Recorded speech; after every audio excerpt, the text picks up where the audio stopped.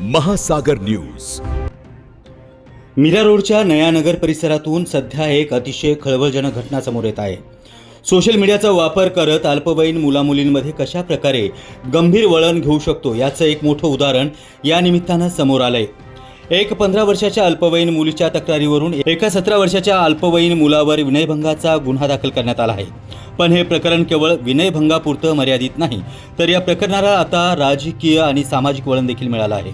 नेमकं काय घडलंय मीरा रोडमध्ये जाणून घेऊयात या व्हिडिओमध्ये. पोलिसांनी दिलेल्या माहितीनुसार या प्रकरणाची सुरुवात झाली ती सोशल मीडियावरून. इंस्टाग्रामच्या माध्यमातून या 15 वर्षीय मुलीची आणि 17 वर्षीय मुलाची ओळख झाली. हळूहळू त्यांच्यात संवाद वाढला, मैत्री झाली. पोलीस तपासात समोर आलेल्या माहितीनुसार मैत्री इतकी वाढली की अल्पवयीन मुलीने त्या मुलाला काही महागड्या भेटवस्तू देखील दिल्याचं तक्रारीत नमूद करण्यात आलं आहे. मात्र या मैत्रीचं रूपांतर नंतर वादात आणि थेट विनयभंगाच्या तक्रारीत कसं झालं याचा तपास आता नयानगर पोलीस करत आहेत. हे प्रकरण समोर आल्यानंतर सोशल मीडियावरती चर्चांना उधाण आलं. पण या प्रकरणाला खऱ्या अर्थानं राजकीय वाचा फुटली जेव्हा भाजप नेते किरीट सोमय्या यांनी या विषयावरती भाष्य केलंय. किरीट सोमय्या यांनी सोशल मीडियाच्या माध्यमातून थेट दावा केला आहे की हे प्रकरण म्हणजे लव्ह जिहादचा प्रकार आहे.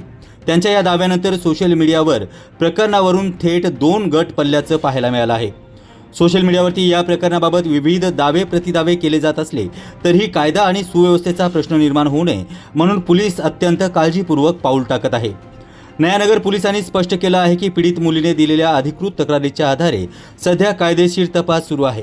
दोन्ही बाजू अल्पवयीन असल्याने कायदा आणि नियमांचं पालन करून सोशल मीडियावरती अफवावरती विश्वास न ठेवता पोलीस तथ्यात शोध घेते आहे हे पाहणं आता गरजेचं आहे. ब्युरो रिपोर्ट, महासागर न्यूज.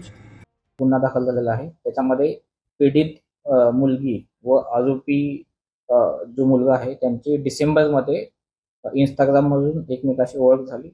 त्यानंतर त्यांनी जानेवारी 2026मध्ये मीरा रोड येथे एका गार्डनमध्ये ते बसलेले असताना त्यांचा एक तिसऱ्या व्यक्तीने मुलाने फोटो काढला. त्यानंतर जी पीडित मुलगी आहे ती आरोपी मुलाला बोलली की कोणीतरी आपला फोटो काढत आहे. तर त्यावेळेस तो आरोपी मुलगा मुलीला बोलला की मी ते पाहून घेतो, तू इथून घरी निघून जा. त्यानंतर आरोपी मुलाने जी पीडित मुलगी आहे तिला रात्री मेसेज केला की ज्या मुलाने फोटो काढला त्याला मी मारहाण केली. मारहाण केल्यामुळे माझ्यावरती अटेम्प्ट टू मर्डरचा गुन्हा दाखल झालेला आहे अशी खोटी माहिती दिली. आणि अशी त्या पीडित मुलीला सांगितलं की ह्या सर्व गोष्टीला तू जबाबदार आहे. आणि असे बोलून त्यांनी त्यानंतर पुढच्या 3 महिन्यामध्ये मुलीकडून 4.5 तोळा सोनं आणि काही कॅश असं तिला धमकी देऊन तिच्याकडून वसूल केला. ह्या बाबतीत नयानगरला आमच्याकडे कंप्लेंट आली होती. त्याचा आम्ही गुन्हा दाखल केलेला आहे.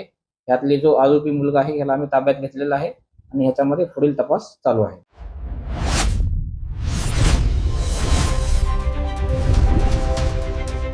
महासागर न्यूज.